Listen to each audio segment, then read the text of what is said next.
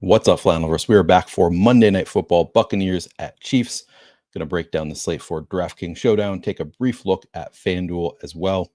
The big news that we just got with inactives, Jalen McMillan out. Didn't really see that one coming. I thought McMillan was almost certainly going to play tonight. Not the case. He is inactive. The Chiefs, in case you missed it, also called up the practice squad time this season.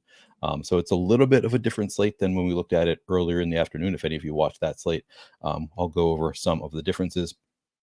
As you can see on the screen, we don't have an update yet in the Roto Grandis projections for McMillan being out. So obviously we'll have to make adjustments as we go. I'll be refreshing to make sure I catch that pretty early after that change comes. But that's obviously pretty significant because McMillan was projected to be the top receiver for the Bucs. Now, obviously, a boost to everybody else with McMillan out.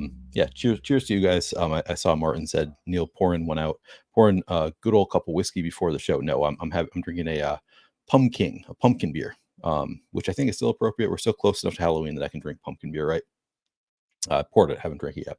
So cheers. All right, we're going to start with quarterbacks. I guess before we get in, please do like the video, subscribe to the channel if you have not already done so. Would appreciate trying to get to 5,000 subscribers before the end of the NFL season. On the way, but it's going to be a struggle to get there, I think, prior to the end of the NFL season. So if you would subscribe, help me get to my goal, I would appreciate it. Of course, liking, commenting, all of that, always helpful as far as engagement, as far as the algorithm goes on YouTube. So it's all very much appreciated. Not fooling around, says there are 69 people here, noting that we had 69% usage for both Sterling Shepard and somebody else last week. Maybe, no, I don't know who it was. Yeah, a lot of coincidences going around with the number 69 tonight. Pretty nice. Okay. See people still coming in, but I'm going to get into it. Of course, if you're starting late, you can always go double speed. Starting with Patrick Mahomes and Baker Mayfield. And obviously, even after the projection gets updated, it's going to take a minute for ownership projections to update. And obviously, one player being out who is going to get 26% projected ownership, that's going to change the ownership for everybody, because now it takes away one mid price option. It's going to affect everybody on the slate. It should affect everybody's projected ownership across the entire slate, but it takes a few minutes, 10-15 minutes, because every site doing ownership projections has to update, has to wait for every other site to update their base projections, because those go into how much ownership different players get. So it takes a little while for ownership projections to get updated, but I will make sure we get that when it comes. I don't think Mahomes and Baker are going to be the most affected by it. So we, starting with quarterback, I think we should be pretty close to where they're going to end up anyway. Currently, Mahomes projected for around 25% ownership in the captain spot. Baker Mayfield projected for 9.5% projected ownership in the captain spot. In the flex, Mahomes 58% ownership, Baker Mayfield 43% ownership. So pretty significant ownership going to both of these quarterbacks. Obviously, we should expect significant ownership to the quarterbacks. And I think the ownership is it's warranted. I think they probably should both be getting a significant amount of ownership. 25% to Mahomes feels a little bit high to me. As Adam and I talked about it on the earlier show, that is right around his optimal rate. So just looking at optimal lineups, if you run sims, take a look at the optimal lineups, he does get in as the optimal captain around 24-25% of the time. So it's really not far off from that perspective. But as we also talked about, I think a lot of the times Mahomes captain lineups are optimal. They're also going to be duped a lot, because with Mahomes at captain, you're kind of funneled into a lot of builds where you have multiple Chiefs pass catchers, and there are only so many of those available. So I do think I'm going to come in. Currently, I have my cap set at maximum of 20% for any player in the captain spot. I think I'm going to stick with that. So I'll probably get to 20% Mahomes. I'm okay with that. He's obviously a great captain option, one of the best projected plays on the slate. Happy to get to 20% and be just a little bit underweight to the field there. And then obviously, kind of spread out my ownership with the extra that I'm not giving to Mahomes. Sterling says, think with pricing tonight, you can see a Mahomes captain solo. So you mean Mahomes captain without any stacking partners, I assume is what you mean? Or do you mean Mahomes captain without any dupes? Oh, because you don't see people leaving salary. So you think you could have Mahomes? Yeah, I think you're right. That is, it's possible. Like to have, if you put in Mahomes with Justin Ross in there and a couple other options that are a little bit lower owned, and leave some salary on the table. It's possible you can find a Mahomes solo lineup that ships it. Still less likely than just finding a different captain who's a little bit lower owned, I think. But yeah, I think you're right that the pricing, we have so many like pretty nice projections for players who are low salary. If you just hit the nuts and leave salary on the table, then it's plausible for sure. All right. What else? So yeah, Mahomes to me a little bit overowned, and 58% in the flex is probably fine. I think I'm okay with 58% in the flex. So I think I'll probably cap myself at 20% at captain. I might come in a little bit under 58% in the flex, but probably not by much. It's honestly, that seems about right for Mahomes. Baker Mayfield also 9.5% in the captain spot. I'm kind of scared of the matchup for Baker Mayfield. Not the best spot, but he's been really, really good this year. He's been just an awesome fantasy asset. So he is without his two best pass catchers. So you'd think that he's at some point going to struggle. It's obviously not a great matchup with the Chiefs. It's in Kansas City, so there's a lot going against Baker. But 43% projected ownership in the flex. I would guess I come in a little bit underweight there just because I want to get a little bit more exposure to some of the more contrarian pieces. But it's not something I take any major issue with. At captain, I do think 9.5% is a bit much for Baker Mayfield. I would imagine I come in a little bit under that number, but it's not a crazy high number. Honestly, 9.5%. That's I might shoot for honestly right around there. Maybe I don't even get under the field there. Probably around where the field is. Maybe I even get to 10-12% there. I think it seems kind of fine. Yeah, I will get to wide receivers in a bit, comment God, but yeah, I think he looks pretty interesting, right, Miller? We'll go over receivers after we get through quarterbacks and running backs. How I'm stacking them. So this is a unique slate as far as stacking the quarterbacks go, because both of these quarterbacks run a little bit, not a ton, but around 20 yards per game. Mayfield also has a couple of rushing touchdowns, so it is more plausible that he gets there without a ton of pass catching options than most quarterbacks, because he runs just a little bit, and he's running into the end zone. So it's plausible. I still think I know that I am always requiring at least one pass catcher with Baker Mayfield. I've loosened it up in the sense that I include both Bucky Irving and Rachaad White in those possible pass catchers. But I am always requiring at least one pass catcher. In the captain spot, I am going back and forth. I haven't decided if I'm requiring one or two. I think I have it currently set up for requiring two pass catchers, but again, including Rachaad White and Bucky Irving among those pass catchers, just because he does have, just enough rushing upside that I think he could get there without multiple pass catchers. There are also several of his pass catchers are pretty inexpensive, which makes it a little bit tougher for him to get there without bringing one along. But Cade Otton, sort of expensive, so it's kind of borderline. I'd say for both of these quarterbacks, it's sort of borderline. The Mahomes side, again, also is rushed for around 20 yards per game, but also he spreads the ball around so much that it's a little bit more viable for Mahomes to get there without any pass catchers in the flex. I think we actually have seen that. I think we saw it last year once, where it was like I think he ran for a little bit more than he usually does, 30-40 yards, and then just spread the ball around so much that he got into a lineup unstacked. And I think that's just kind of Mahomes's, the way he does things. And of course, can always throw to an offensive lineman for a touchdown. So it doesn't necessarily bring along pass catchers when he gets into the optimal. I'm still requiring at least one pass catcher in every Mahomes lineup. And in Mahomes captain lineups, I prefer to have multiple Chiefs pass catchers, but I think I'm only requiring one currently. So it's a little bit different than some slates in terms of how we stack up the quarterbacks, but still generally I think it's most lineups. If I were hand building lineups, I still would require at least two pass catchers with either of these quarterbacks if I have them in the captain spot, and at least one when I have them in the flex is how I'm playing it. Okay, I think that does it for. We can take a look at the schedule adjusted stuff. So let's take a look at schedule adjusted matchups here. So on the season, it's a second best possible matchup for the Chiefs. So great matchup for Mahomes. It is I believe, slightly below average. Yeah, slightly below average matchup for Baker Mayfield. and it's actually a better rushing matchup for quarterbacks against Kansas City than a passing matchup.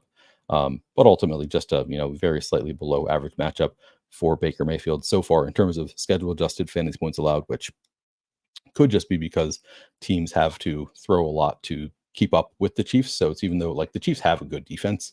So it's not that the Chiefs are just like an average defense against the pass. I think it's just they enough passing volume happens against them that it ends up being kind of a middling matchup for opposing quarterbacks. Um, Peppertoni asks, do you want Mahomes in every Baker lineup and vice versa? No, definitely not. I'll have plenty of lineups, so just one of the quarterbacks and not the other. Yeah, no, they're both pretty expensive. Yeah, I definitely would not be requiring that. Good to see you, Colin. Yeah, but Baker has 21 touchdowns. Yeah. Evans and Godwin obviously helped him out quite a bit. He had two really, really strong pass catchers who are both out now. All right, let's see. Am I wrong in liking both Kelce and Gray in my single entry lineup with Mahomes captain? I think they keep rushing a bunch of 12 personnel, and I actually like Gray over Hopkins tonight. I don't think you're wrong to do so. Like I think that's they totally can play them both together. They'll run routes together. So no issue having both Kelce and Gray in a lineup with Mahomes captain. Yeah, I think that's totally fine. Probably brings down the combinatorial ownership just a little bit.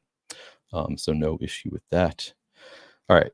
Let's move on from quarterbacks. I think we have talked about all we need to talk about with quarterbacks. Again, it's not the most interesting position to talk about most weeks.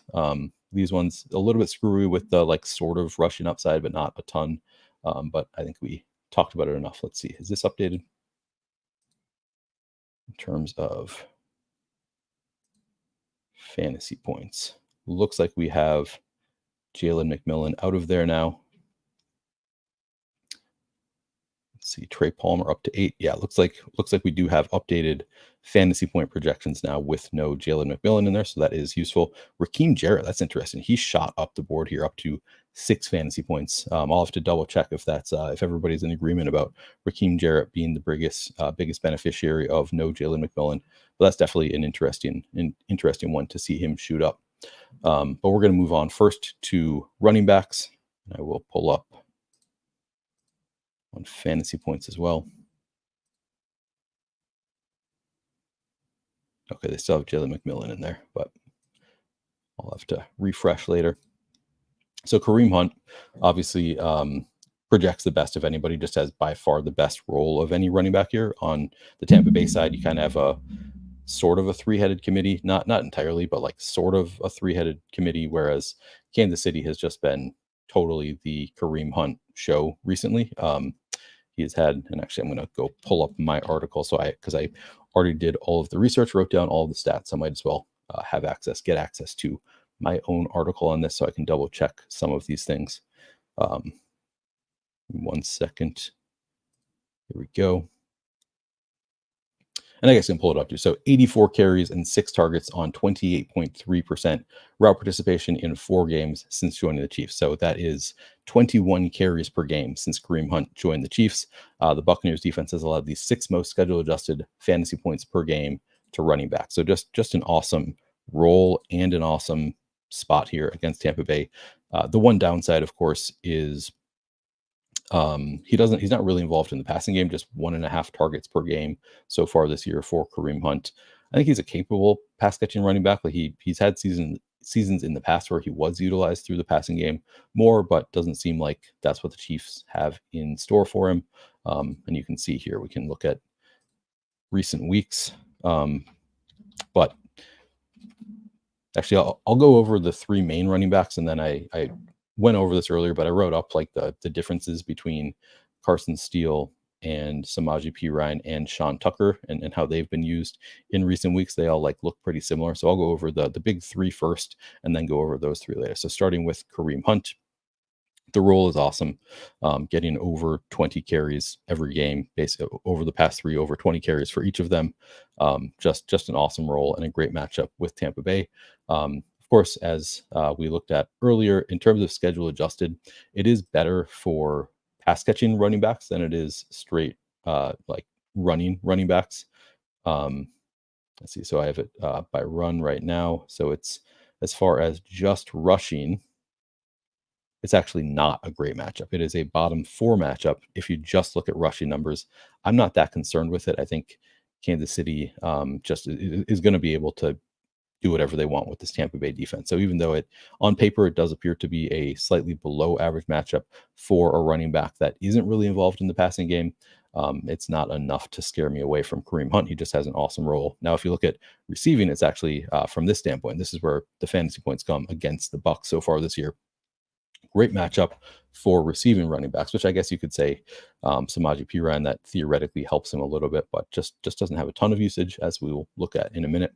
As far as the Tampa Bay running backs go, it is not a great matchup. It is the worst possible matchup for a running back against Kansas City's defense. They are awesome against the pass, against the run, for running backs. So it's really not a great spot for any of the Tampa Bay running backs. But Rachaad White, it's a one-game slate, obviously viable. Rachaad White, 7,400 projected for 11.4 fantasy points. Bucky Irving, 7,200, 9.6 fantasy points. They both look pretty good. And let's take a look at the ownership for all of these big running backs. Kareem Hunt projected for about 10% ownership in the captain spot. No issue with that. I think I'll probably be with the field there on Kareem Hunt. The usage is too great, and he doesn't really correlate with anybody. Like, you don't need to force in anybody when you have Kareem Hunt in the lineup. Obviously, you can play the Chiefs defense with him. There's some correlation there, but it's not like where you want to, like, if you have a quarterback in the captain spot, you need to have some pass catchers in the rest of the lineup. There's nothing like that with Kareem Hunt, really. So he looks great at 10% captain ownership. Rachaad White, 7% captain ownership. Bucky Irving, sub 4% captain ownership. I prefer Bucky Irving if you're going to go to one of the Tampa Bay running backs at captain. I think sub 4% for Bucky Irving looks really nice to me. The role has been kind of sporadic for those two. It's not like, and that's what the coaches have said too. They've said it's going to be a 3-headed monster. Whoever looks the best is going to get the most carries. And that has been kind of the case. Although, Rachaad White has been more involved in the passing game as far as like route participation goes. It's been a better role for Rachaad White. And you can see here in week 8, Rachaad White had 6 carries to Bucky Irving's 9. So Bucky Irving getting a little bit more of the carries. But Rachaad White, 53% route participation to Bucky Irving's 31%. But this is what's promising to me for Bucky Irving is 7 targets last week to Rachaad White's 6. So even though he only ran 16 routes, he was targeted on 7 of those routes. He's a capable pass catcher. The week prior, still 3 targets there for Bucky Irving. So even though Rachaad White has been, so far this year, has been the better pass catching back, I think both kind of can catch passes. And as you can see here, the total cumulative season, and this is, I think, kind of reflective of their roles. Bucky Irving has more carries, 76 to Rachaad White, 67. So like a little bit more carries on the season.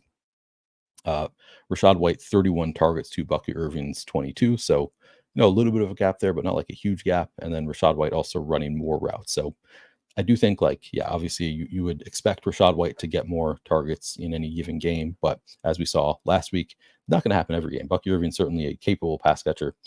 So overall, I think at really low ownership, I prefer that as a contrarian play at sub 4% ownership. I think that looks really interesting to me for Bucky Irving. And I think we see kind of the same thing in the flex, where Rachaad White projected for 34% ownership, Bucky Irving just 24%. So that stands out to me as a pretty strong number for a running back who every game has a good amount of involvement, and any given game I think could just take over more of that work. He has been more efficient than Rachaad White. So I really do like Bucky Irving at that price tag, although it is a tough matchup, clearly.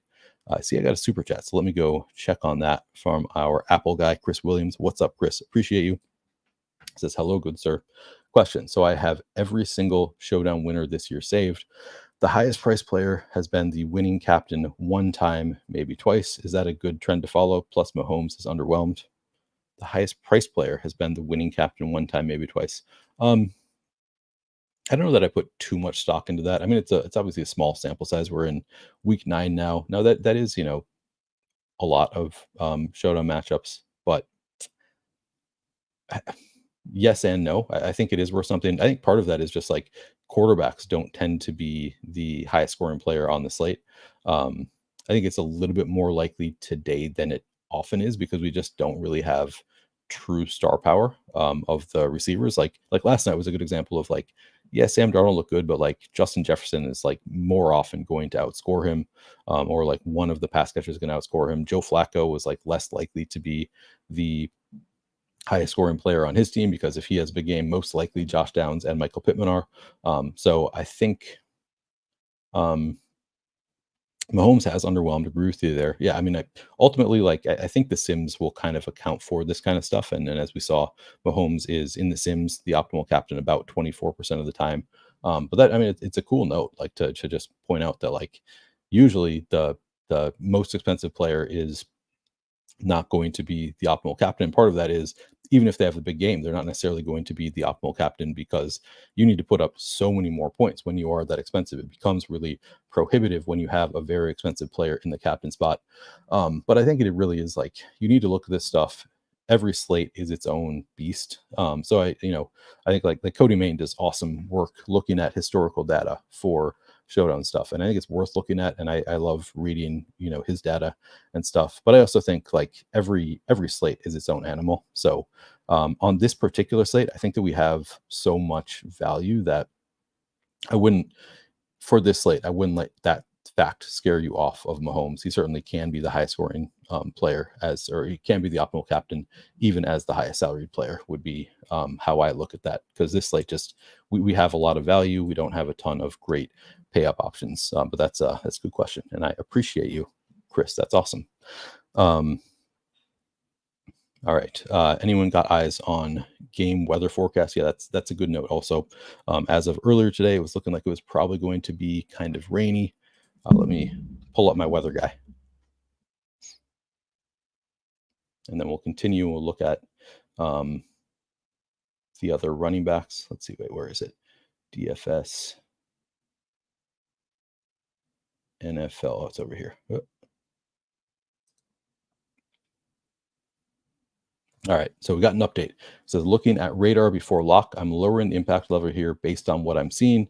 I still expect some rain, but all the heavy rain is falling east of Kansas City, leaving us with just some spotty off and on showers for Monday Night Football. Without the threat of a legit deluge and with some winds remaining light, I am dropping my impact level to yellow. Okay, so it's really hard to know how much to factor in the weather, but I think with that blurb, I don't think I'm making any huge adjustments just based on rain. Obviously, if it were super windy, that would be where I would really start factoring in. But just based on a little bit of rain, I'm not all that concerned about it. All right, let's see. Okay. Where was I? Talking about running backs, talking about Bucky Irving versus, and I got to move this down to running backs. Bucky Irving versus Rachaad White. I really like the ownership on Bucky Irving. I think he has just as good of odds as Rachaad White to end up having the bigger role. And I think any given week we could see Bucky Irving just take over and be the lead back because he's been more efficient than Rachaad White. So I do like him better than Rachaad White relative to their ownership today. Rachaad White's still a totally fine play at 7,400 and a fine captain play as well. But just Bucky's ownership stands out to me as something that I want to get overweight on. Whereas Rachaad White is about appropriately owned, probably even a little bit. I think I'll be a little bit lighter than the field on Rachaad White, but no major issue there. And then the other three running backs that we can look at are Carson Steele, Samaje Perine, and Sean Tucker. And here I'm just gonna read you from my article because I just looked at the past 2 weeks. I think are the most relevant for looking at these three because we had. It was, I think, 3 games ago now that Sean Tucker kind of had his breakout game, and there was some, people thought, oh no, this is going to be a legit 3-headed monster. How is the workload going to going forward with Sean Tucker? How much of a role is he going to be? And we've also had 2 weeks since the Chiefs bye, so we know kind of, sometimes teams adjust things at the bye. You kind of see what they want to do following the bye, and so here's what we've seen over the past 2 weeks. Sean Tucker, 7 carries and 3 targets on 10.7% route participation total over the past 2 weeks. Carson Steele, 8 carries, 1 target on 5.4% route participation. Samaje Perine, 2 carries, 3 targets on 32.4% route participation. So Samaje Perine has, triple the route participation of Sean Tucker, who has double of Carson Steele, but still just 3 targets for Samaje Perine. same number as Sean Tucker. Carson Steele just 1 target. And then as far as carries go, Samaje Perine just 2 carries, whereas Carson Steele and Sean Tucker have 8 and 7 respectively. So not a great role for any of them. Perine would be, like, if they were all the same price and the same ownership, Perine would be my preference, because he's running all those routes, I think a little bit more likely to see a random 5 targets in a game. And targets are so valuable for PPR fantasy football. He would be my preference, but he's also 4,400. So it becomes a little bit tough to know, to really prioritize him at 4,400. Because he's probably not going to see that spike. And even if he does see a random 5 targets in a game, doesn't necessarily pay it off at 4,400. So kind of all comes out in the wash for me, where I'm not really prioritizing any of Sean Tucker or Carson Steele or Samaje Perine. I think all are totally fine. And let's take a look at the ownership. And actually, let me just refresh this now, because I'm curious if it has updated since Jalen McMillan is out. And I'll hit this reset button as well. All right. Yeah, looks like it did update. So Mahomes up to 61% ownership now. Okay. As far as the cheapies go, Samaje Perine projected for about 8% ownership at 4,400. Carson Steele 5% at 2,400. Sean Tucker 3% at 2,600. I think factoring in ownership, I would just go to Sean Tucker, because I think they all look about the same. We did see, I said it on the earlier show that, like, we don't know what they would do with Sean Tucker if something happened to either Bucky Irving or Rachaad White. Like, how would he even have a role then? But I guess we have seen it. Like, we saw the week that Rachaad White was out, they used Sean Tucker quite a bit, and he was really good. So I would expect him to have some role if one of Bucky Irving or Rachaad White comes out. I think that he probably takes over, or like is at that point the RB2, and like does get mixed in some. So I think Sean Tucker probably my favorite of those 3, even in the tough matchup with the Chiefs. Probably followed by Samaje Perine, even with the expensive price tag, just for the hoping for that random 5 target kind of week and hoping for a touchdown. And Carson Steele probably my least favorite of the 3 of them. But you never know, he could spike a touchdown or something. But highest player rarely wins. What he said is the most expensive player has only been the winning captain so far once this year. But again, pretty small sample size. And I think we need to look at these every slate sort of in a vacuum with, obviously using some context of what has happened historically. I think the most interesting stuff is looking at, like, what has the field done historically is the most interesting data point there, but not super concerned about it. All Aztec says Cornette not starting. Luckily, I did not play the NBA slate. There was no way I was going to play it tonight because I knew I was going to be on the show. But that is a good note for anybody who's playing NBA. You might want to get Luke Cornette out of your lineups. Okay. I think that we've done enough of a breakdown of the running backs, so we can move on and look at wide receivers. And again, it gets a lot more interesting because we have no Jalen McMillan tonight. Let's see if Fantasy Points is updated. Probably not as high of a priority because they're mostly season long, and you hopefully don't want to be playing the Tampa Bay guys anyway.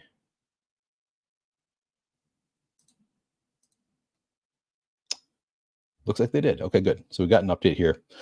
So at Fantasy Points, we now have Trey Palmer up to 9.3 Fantasy Points, Sterling Shepard up to 8.4, Ryan Miller 4.2. Oh, okay. They have, basically 0 projection, but Marquez Callaway. Okay, Marquez Callaway, 1.6 fantasy point projection. All right. Well, let's start with the Kansas City side. It's going to be a little bit easier. It is kind of a mess all around at wide receiver today.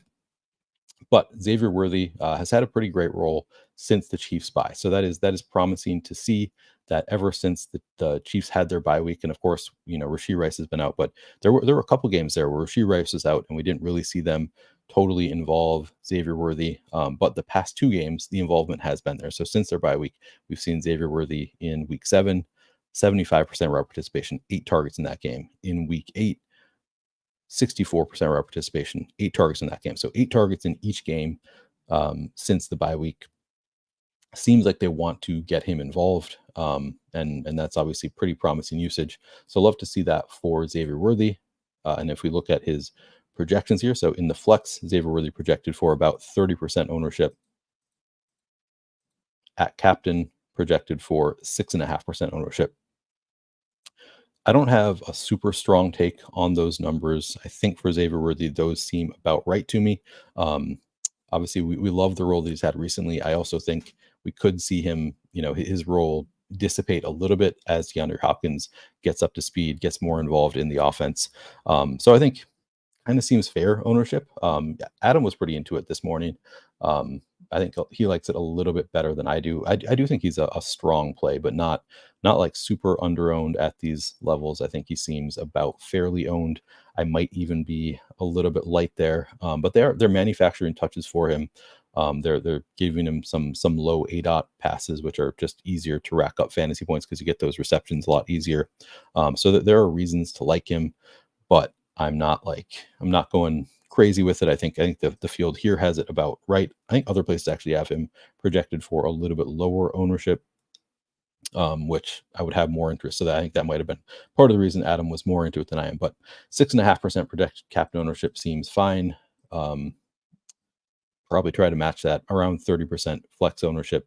I have no issue with that. I mean, it's a much better spot for the Chiefs in general. So the guys who are going to get usage, I'm going to like them. So yeah, sub 40% total ownership.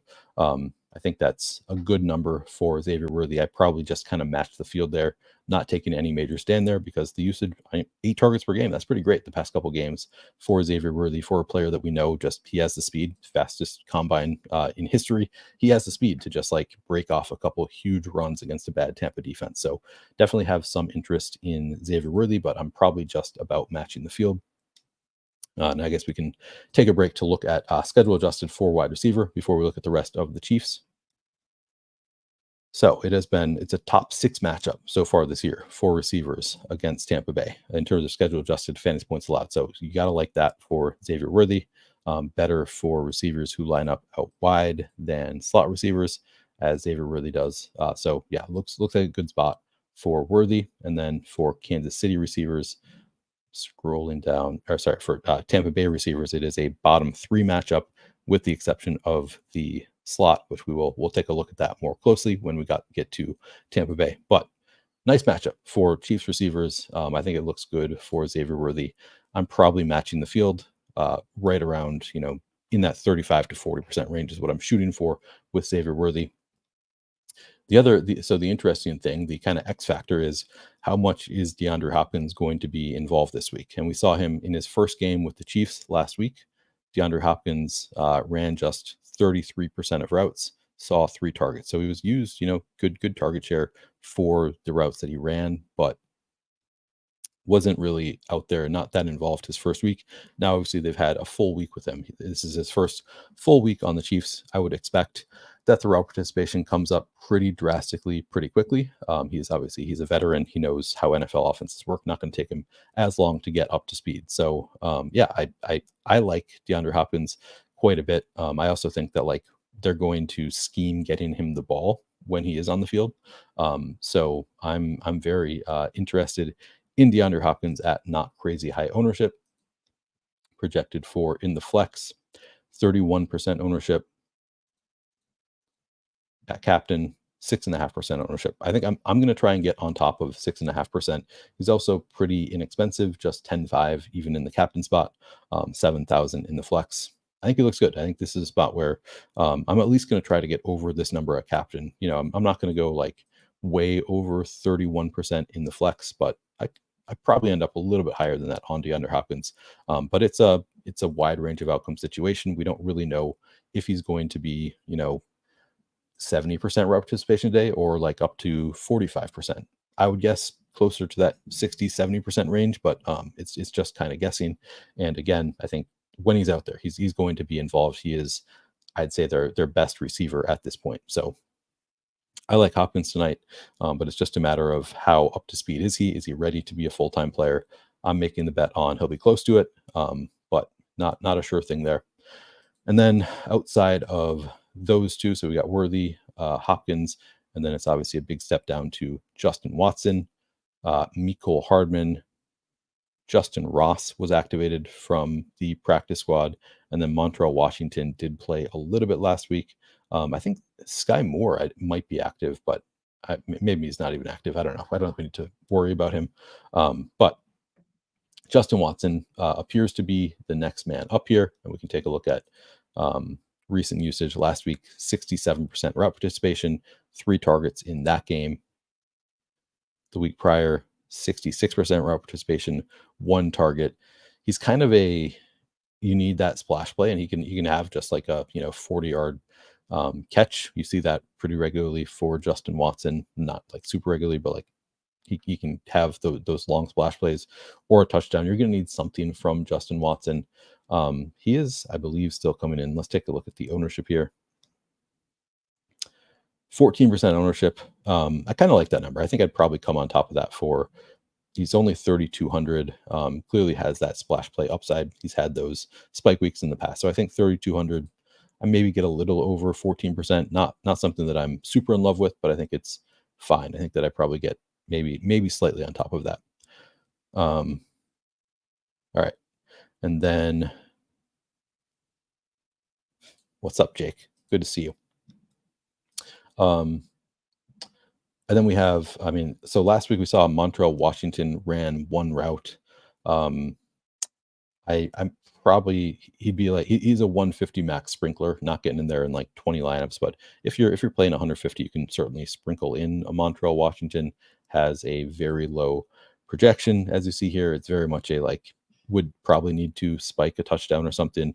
Let's see, does he even have a projection here at Roto Grinders? Maybe not.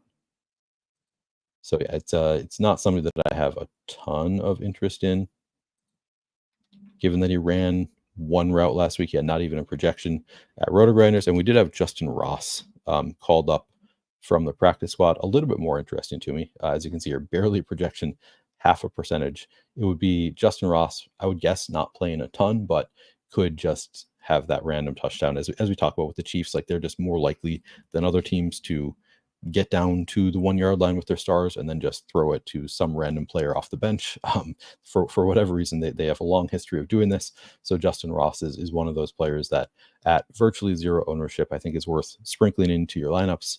Probably takes me more than 20 lineups before I get to Justin Ross, but in a 150 set, and I'm playing the mini max tonight, so I will be 150 maxing. I'll probably try to get to 3% Justin Ross, 5% Justin Ross, something like that. Like get on top of it. So if he scores a touchdown, I'm going to benefit.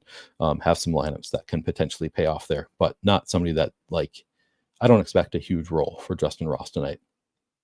It'd be just a can he spike a touchdown tonight? All right. Who else? Mecole Hardman, better role than Justin Ross. Or sorry, I'll just say he has had a role in recent weeks. 28.6% route participation in week 8 with 1 target. In week 7, Mecole Hardman also 28.1% with 2 targets. So he has a little bit of a role.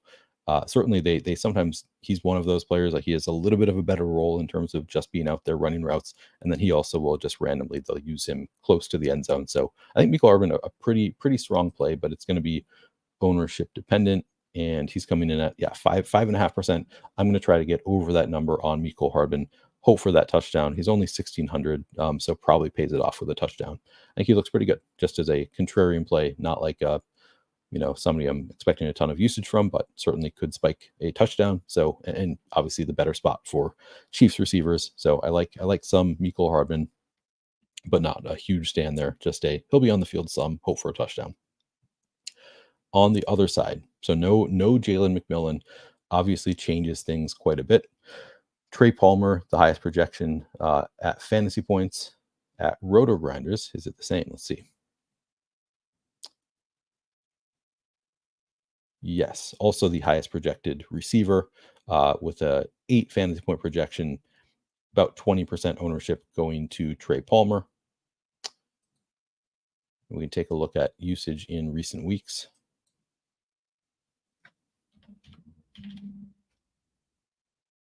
So last week, Trey Palmer, 70.6% route participation, just saw 2 targets. And let's take a look at how should I do this? Yeah, let's just take a look at last week for where players were lining up of the receivers. And as you can see here, kind of all over the place. So Trey Palmer, 61% out wide, 39% in the slot, which again Kansas City's defense has been kind of a slot funnel so far this year. So if you see a player running a lot in the route, in the slot, from the slot against Kansas City's defense, that has been a plus so far this year. And, he's under less than half of his snaps, but still 38.9% is not nothing. So that's kind of promising that they have been using him somewhat in the slot. Yeah, I think it looks good that he's 4,000 projects fairly well and not getting a crazy high amount of ownership. I think 20% seems fair to me. I might try to get on top of that number. It's not doesn't stand out as an amazing number, but it stands out as I think I probably try and get to 25%, maybe a little bit on top of that number. Yeah, hard. It's still a tough matchup for all of these receivers going up against Kansas City. It is going to be a tough matchup. Corbin, I wish that I did have a number. Corbin asks, will you be leaving money on the table? Is there a formula you use to decide that number? There is no formula for me. I almost always do leave some salary on the table. Obviously, the larger the contest you're in, the more salary you want to leave on the table. So if you're playing against 300,000 opponents, I'd be inclined to leave 1,000 plus on the table. I am playing a mix of different types of contests and not going to have time to really gear them toward the specific contest I'm in. So I'm only leaving 600, 800 or so on the table as my highest salary. The cap that I'm putting in my optimizer is 600 on the table. I might do 800. Could be more. This is a slate that last year, if this were a couple of years ago, I probably would have left at least 1,400 on the table and just kind of hope for the best because we have so much good value on the slate. But yeah, there is no exact formula for me. I sometimes will play around with what lineups look like. I haven't really had a ton of time today to look at specific lineups, so I'm going to be a little bit more conservative with it and only leave a minimum of 600 to 800 on the table. Some of my lineups will still have 2,000, 2,500 left on the table, whatever. But a minimum of 600 or 800 is going to be what I set it at today. All right. Outside of Trey Palmer. So the next best projection is Sterling Shepard. He's 5,600, projects a little bit worse than Trey Palmer. And we can take a look. Yet 19.5% projected ownership. So unfortunately, Sterling Shepard was my favorite contrarian play on the slate. He was projected for about 10% this morning when we had McMillan in. The ownership obviously comes up on Shepard as it should. That's a bummer. I still kind of like it. I think people are not going to be excited to play Sterling Shepard. He's been in the league too long. He's a little bit too expensive. So I kind of think there is kind of a cap there on Sterling Shepard. And he's the one that ran the most from the slot of these receivers last week. Ryan Miller right there also, but on fewer snaps. So yeah, I think Sterling Shepard to me looks pretty good at 5,600. Loved it at 10%, not as in love with it at 19.5%, but I do think I'm going to probably try to get on top of that number just because, again, without Jalen McMillan, he should just be more involved in terms of his route participation. Was already fairly strong last week, but I think there's more upside to getting to 85%, whatever, for Sterling Shepard, and he's running from the slot, which again, it's a slot funnel. So I think Sterling Shepard, 5,600, I will be probably getting to, again, I'm going to shoot for maybe 25-30% of Sterling Shepard, which I was going to when he was at 10%, and I really liked it, getting well on top of it. Then now it's he's kind of expensive, and now the field is getting there, so not as much of a slam dunk, but I still like he's a slot receiver. I like the spot for Sterling Shepard. I mean, I call him a slot receiver, 53% from the slot, so not a total slot receiver, but ran a fair number from the slot, which looks good. And then beyond Sterling Shepard, so Ryan Miller up to, so he's 1,000 projected for 4 fantasy points. Let's see, what's the yeah, now he's kind of really interesting. So he's only 1,000. Last week also ran about 54% from the slot. Probably going to be more involved this week. Going to get more slot participation. Interesting to see that Raheem Jarrett is actually being projected for more fantasy points. I think that is universal, right? Wait, I'm not seeing Jarrett here. Am I blind? No, I'm not seeing him there. All right. So kind of depends where you look. I'm just going to refresh and see if anything has changed here. And then I'm going to look at other sources because I'm curious to see how different places are handling this situation.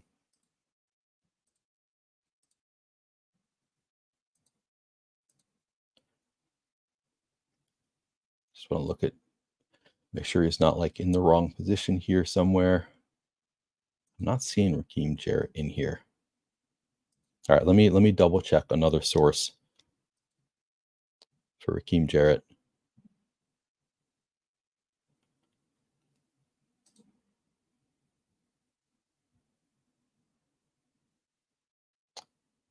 Yeah, he's being projected elsewhere as having some usage. All right, let's see the projection.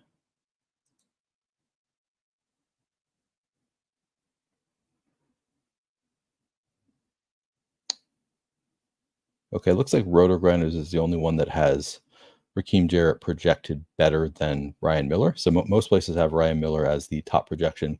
I don't know that one is necessarily like, I think it's makes sense that there's a little bit of inconsistency there because we really don't know what to expect. But last week it was, let's take a look. Raheem Jarrett, just 9 routes last week. Ryan Miller, 13. So honestly, pretty close in terms of route participation. Of course, Jalen McMillan out, and he was running mostly out wide. Jalen McMillan, 71% out wide last week. So Raheem Jarrett, more closely aligned in terms of where he was lining up, but also a really small sample size. That's just 9 routes run. Ryan Miller, just 13 routes run. So based on last week, you would think, maybe Raheem Jarrett benefits more because he is closer to Jalen McMillan in terms of his running more out wide. But I don't know. I think, all of them are running some out wide, some in the slot. Hard to know exactly who they are prioritizing. But, Ryan Miller running more from the slot. He's only 1,000. I think both are honestly pretty strong plays. It's really hard to gauge who's going to get more of the route participation, but probably both just see somewhat of a bump. There's probably not one of these, Miller or Raheem Jarrett, getting 70% route participation.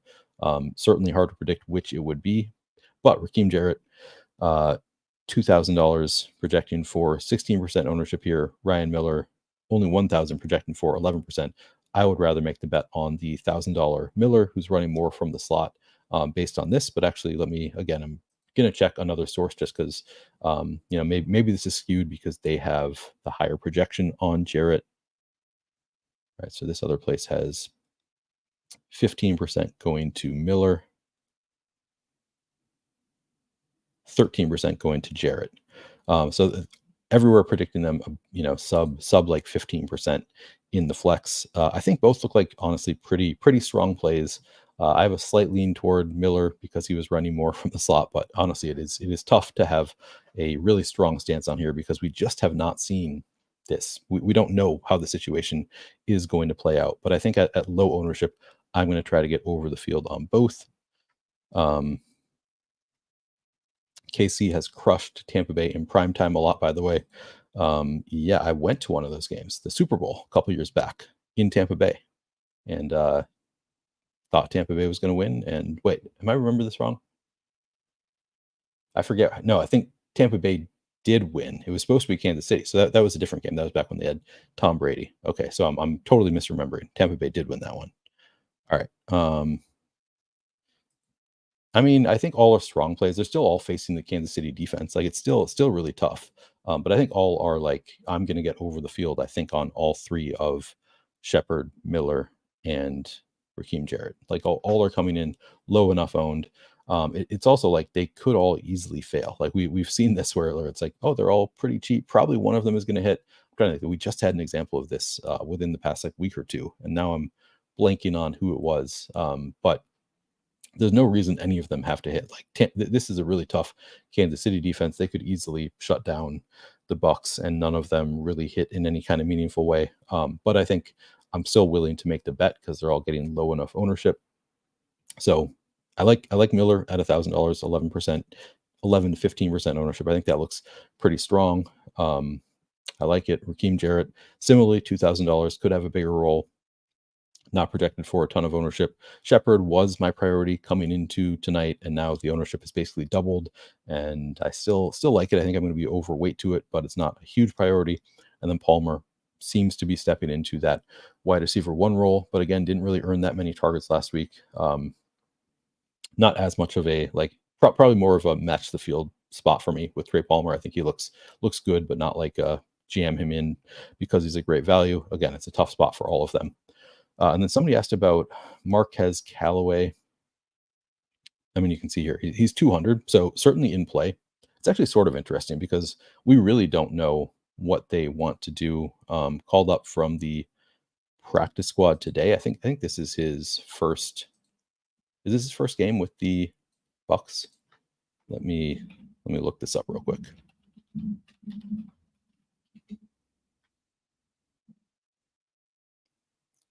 Elevated from the practice squad. Interesting. Like maybe he has some role here.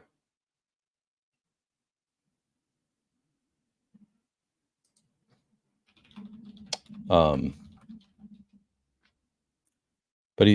because he's 200, because he's 200, and we just have no idea how this all breaks down.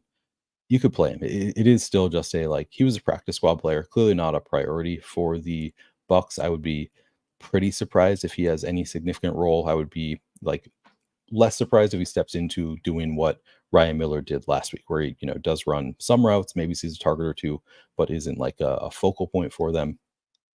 So yeah, I'm not expecting a huge game here, but also there's a wide range of outcomes in how they will use Marquez Callaway. Yeah, he played just 3 games last year for the Saints, has not played this year at all. So this is his first game of the year, coming off the practice squad. I don't think that he's going to be a huge thing, but again, we don't really know. Daniels asks, Neil, do you like making a max 2 Tampa Bay wide receiver sub 4K role, or is that getting too cute? Surely they can't all get there. I don't hate it. It kind of depends on how many lineups you're making too. I don't think it's the worst idea. Again, because it is such a tough matchup. A max 2, so allowing for up to 2. I probably don't make that rule, but honestly, I think that is totally a fine rule on this slate. Yeah. Okay. Michael, yeah, that's what we're talking about right now. Don't have a strong preference. I think I might. I've been going back and forth. I think I have a slight preference for Jarrett, because I think he's maybe a little bit better than Ryan Miller, but and he plays more of the role that is being vacated by Jalen McMillan. But it's really close between those two. I think both look really good. Again, I'm going to be a little bit overweight on all of them. Every receiver outside of Trey Palmer, I'm going to be at least a little bit overweight on. Trey Palmer, I probably come in just right about at where the field is there. It's a tough spot to predict. Just making our best guesses here. Marquez Callaway is probably I get him into 3 lineups in a 150 set. I think is the type of play that he is. He's pretty likely to be a 0 tonight, but also could surprise us. Maybe they like him better than we realize, and they have some vacated targets there, some vacated opportunities with Jalen McMillan out, and maybe they weren't that impressed with what they saw last week from the rest of their receivers. So it's possible he has more of a role than we're expecting. Okay, I think that we've talked about all of the receivers. So let's move on to tight ends, which obviously pretty impactful spot on this slate.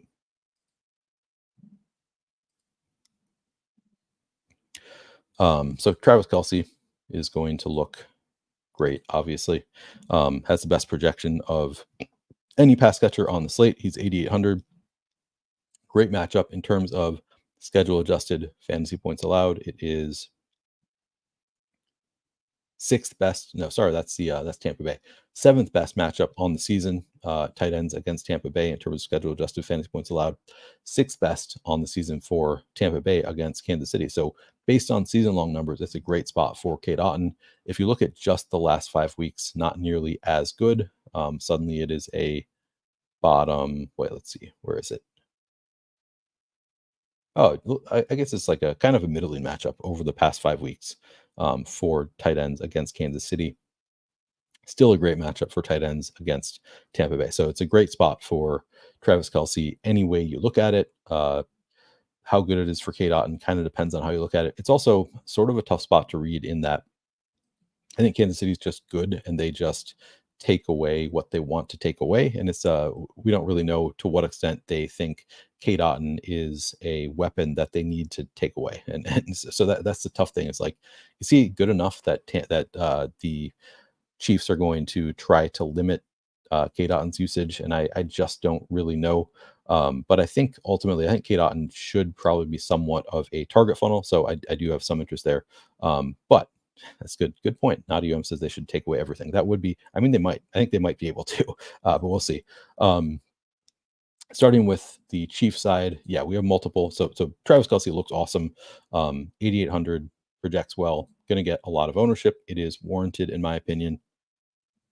Let's see, on 39% projected ownership in the flex, I probably get overweight to that. 15% in the captain, I probably match that. I think Travis Kelce, I might even get above weight to 15%.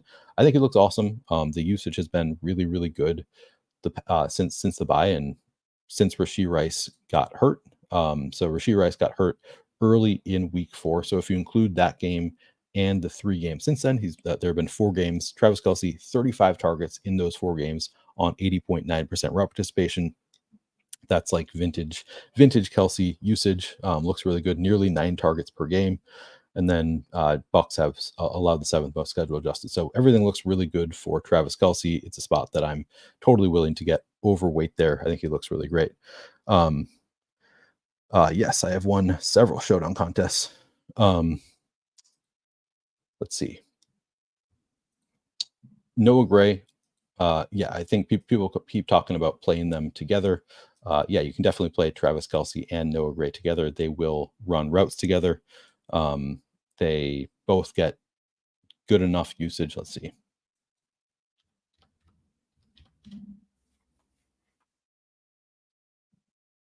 So last week, Noah Gray, 45.2% route participation, 3 targets, similar to the week prior to that. So again, these are the 2 weeks since the Chiefs bye. Noah Gray, 46.9% route participation, 4 targets.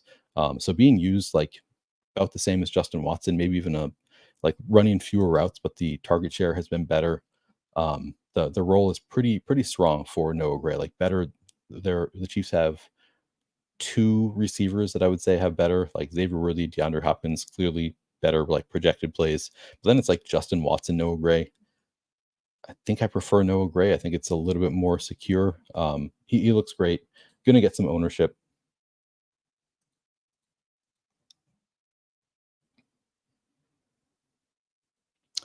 13% projected ownership. That to me is low. I think I'd rather be on top of that at 2,800. Really like the role for Noah Gray. Obviously, can get in there. In like they use him at the goal line sometimes. Everything looks good. I'll probably be above weight to 13% Noah Gray. And then Peyton Hendershot was brought up on this morning show. Is going to be active tonight. Not projected for any ownership. We did have Jared Wiley went on the IR, tore his ACL, I believe. So Jared Wiley out, now Peyton Hendershot coming in. Sort of interesting. Jody Fortson also on IR was pointed out to me after this morning show. So it's, he's the tight end 3. Sometimes that's useful for the Chiefs. If he's going to get 0 ownership, I think Peyton Hendershot is fine. Like he's a sprinkle into your 150 set, not a huge priority. We haven't seen him, I don't believe, on the Chiefs yet. But he's the tight end 3. He's as likely as any like random player who doesn't see the field to just come in for a goal line look and get a touchdown. So I think Peyton Hendershot kind of interesting as a $200 like no usage type of play. Okay. I think that's it for Chiefs tight ends. I think that, like, all of them look great to me. I'm going to have, two varying degrees based on their ownership. Travis Kelce looks awesome to me. Noah Gray, I'm going to be above 13% there. Peyton Hendershot, I'm going to be above 0%. So maybe I'll get to 1 to 2% Peyton Hendershot. Yeah. And then the Tampa Bay side, you have Cade Otton. He's 8,400, projects a little bit worse than Travis Kelce. 20 targets over the past 2 weeks for Cade Otton. He might be the best pass catching option. I don't think he's all that great, but he might be the best pass catching option left on the Bucs.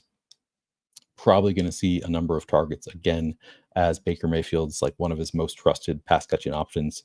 So Cade Otton looks pretty strong. Also going to get some ownership though. So in the flex, projected for 31% ownership at 8,400. So the price is really high for Cade Otton. I don't know. I think I probably end up a little bit light there. 5% captain ownership, though, I think I probably come in a little bit heavier there. So I think I'm playing a little bit more than the field at captain, a little bit light at flex. Overall, I think he's a fine play. I think the Chiefs could just really not allow him to do that much. They also might just be okay with a lot of short passes to Cade Otton. Like if the Baker Mayfield wants to throw it to him 3 yards down the field over and over, they're probably cool with that. So I think he looks good. I think he looks like a strong enough option, but not a like crazy huge priority for me. All right, let's see. Was that enough of a deep dive on Gray? Just like, yeah, really pretty strong usage, get some targets, running routes, etc. over the past couple weeks. Looks good. And only 13% projected ownership. I like that quite a bit.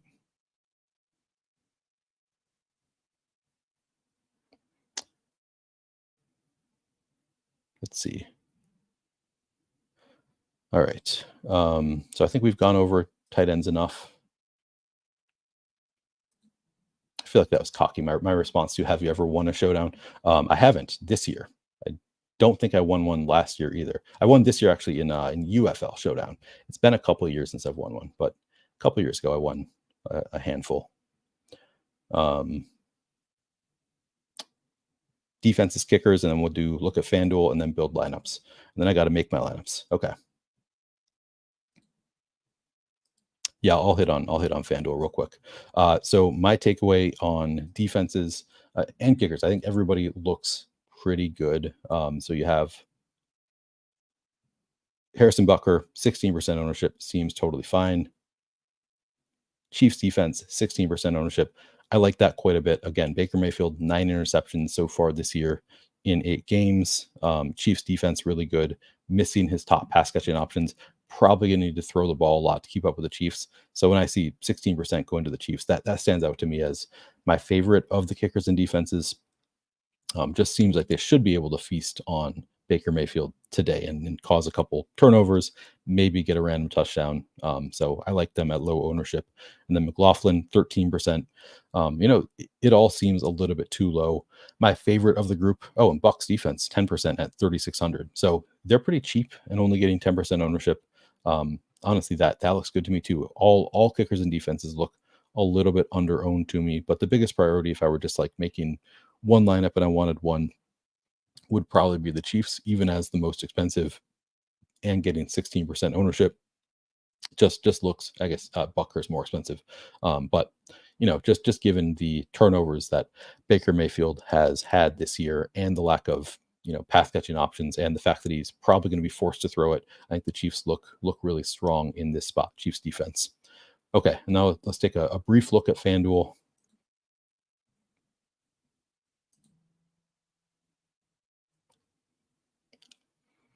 All right, so FanDuel MVP. Mahomes getting the most ownership, 35% projected ownership. That is quite a bit.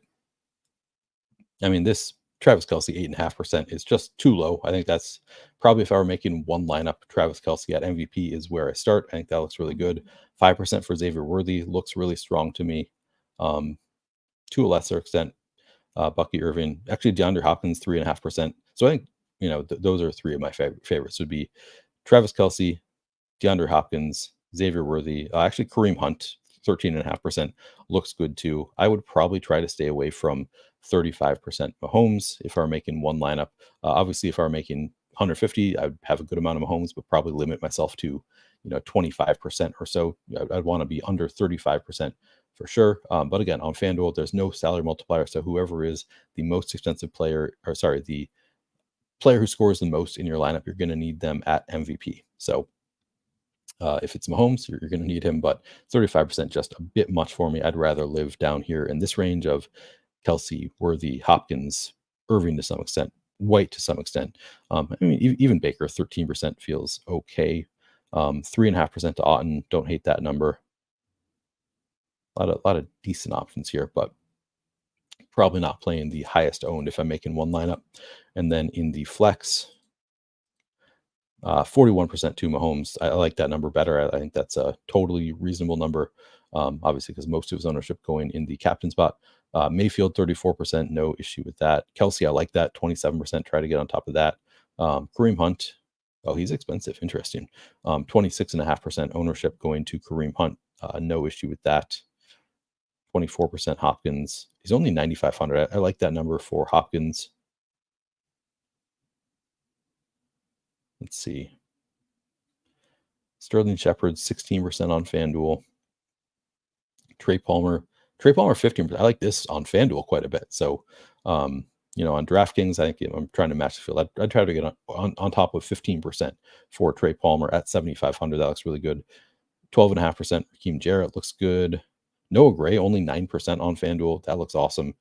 Man, Ryan Miller's only 5,500 and 9% projected ownership. I mean, that's a spot I would like quite a bit. So on FanDuel, I think I would be trying to leave some salary on the table for sure, at least like $2,000 probably. I'm not sure if I'll have time to make any. I'd have to hand build them tonight, but lot of good spots. Justin Ross getting sub 1% ownership at 5,000.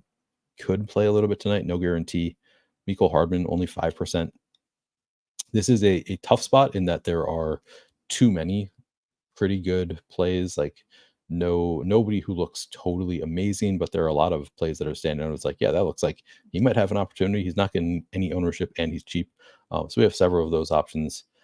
I guess Noah Gray kind of stands out as probably my favorite, just from he'll be getting he should get a few targets in a good spot, and he's not getting much ownership at a low price tag. So I think he kind of stands out as probably my favorite of the contrarian plays.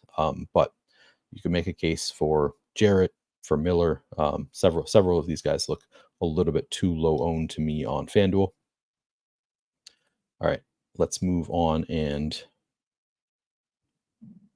play with some lineups. Thursday Night Showdown. Okay. Wait, this is not right. Oh, it's Thursday night. Shoot.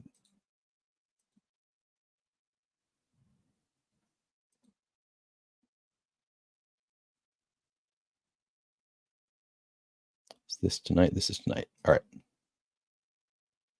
And I'll check in on any questions, and then I've got to close it up pretty quickly and get back to making my lineups. Oops. Just trying to ban that user.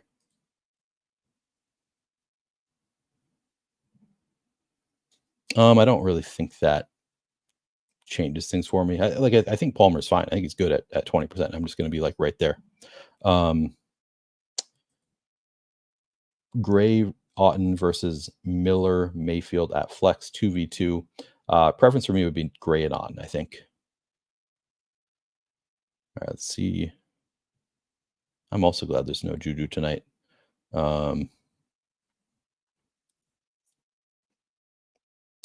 it doesn't really affect anything for me, Sean. I think he's just kind of probably just emergency anyway, but I'm not sure. Okay. Wait, what did you ask, Michael? Okay, I already answered that question, looks like.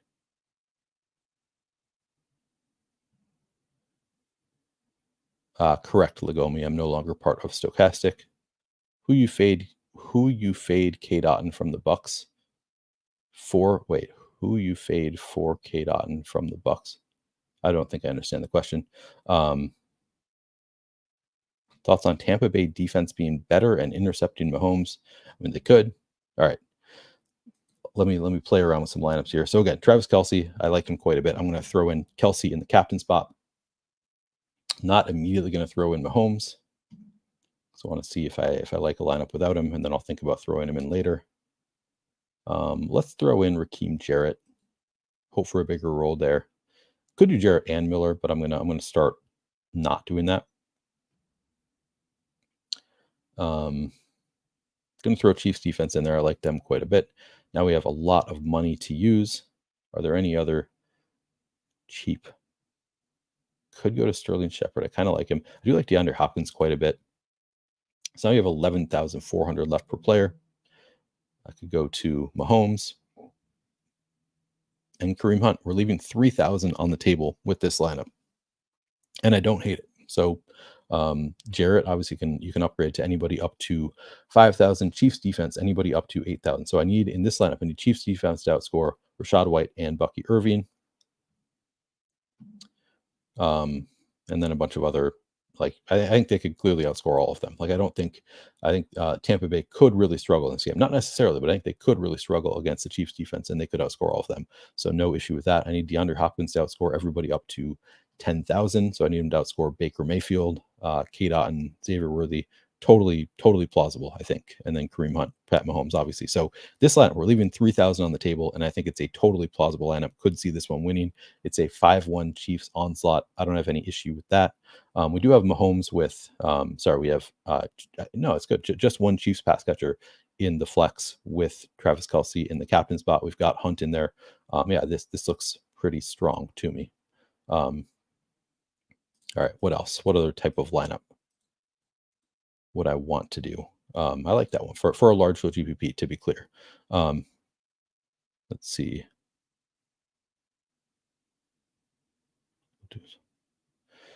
I mean, there's always going to be some dupes on a showdown site. It's just a matter of like how many before I have a real issue with it. Yeah, I guess I could do a Noah Gray lineup. That's a good one. Double defense lineup, Pepper Tony. Let's try that. Let's do double defense and Noah Gray. Waylon wants defense at captain. We could do that. We could do a Chiefs captain lineup. Chiefs captain, Bucs defense, Noah Gray, and then whatever you want with the rest of your lineup. So that would be, for me, Mahomes, Kelce. So we got double tight end, double defense in this one. And I guess I would go Kareem Hunt and do another. That'd be another Chiefs onslaught lineup. I guess I could go Cade Otton. Now we're leaving too much salary on the table, I think. So I'd probably get away from this. Yeah, it's tough doing. I mean, I took too many requests to make ultimately a not great lineup here. So maybe I just switch this out and do, instead of Chiefs captain, go Mahomes captain.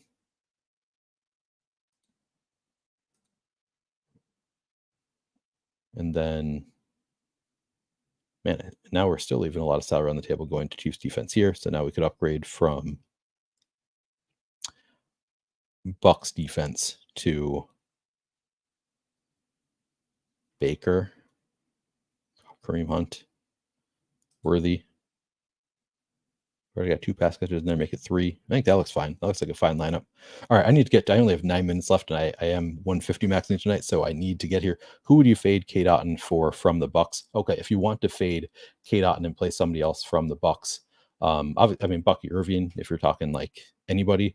Other than that, I think Shepard, yeah, I like that. I think that would be not fooling around. I think Shepard would probably be my next up. So it'd probably be Bucky Irving or Sterling Shepard would be my top choices if I want to play somebody else instead of Cade Otton.